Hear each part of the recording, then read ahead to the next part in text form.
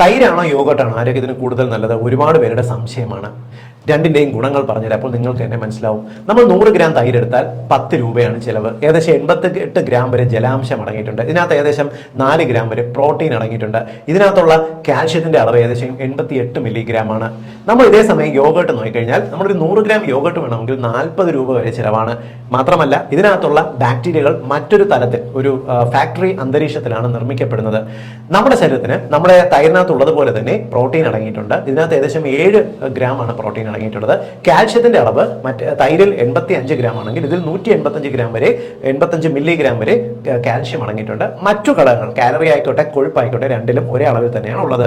വ്യത്യാസം എന്ന് പറയുന്നത് ഇവയുടെ വിലയുടെ ഗണ്യമായിട്ടുള്ള വ്യത്യാസമുണ്ട്.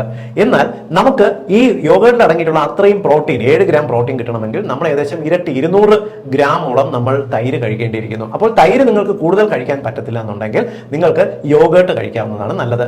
മാത്രമല്ല ചെറിയ അളവിൽ തന്നെ കൂടുതൽ കാൽഷ്യം കിട്ടണമെങ്കിൽ യോഗട്ടാണ് നല്ലത്. പക്ഷേ സാമ്പത്തിക അവസ്ഥ നോക്കിക്കഴിഞ്ഞാൽ കൂടുതൽ ചെലവാണ് യോഗട്ട് വാങ്ങാൻ. അത്രയും ചെലവ് നിങ്ങൾക്ക് ചെയ്യാനില്ലെങ്കിൽ തൈര് വാങ്ങി ഉപയോഗിച്ചാൽ മതി.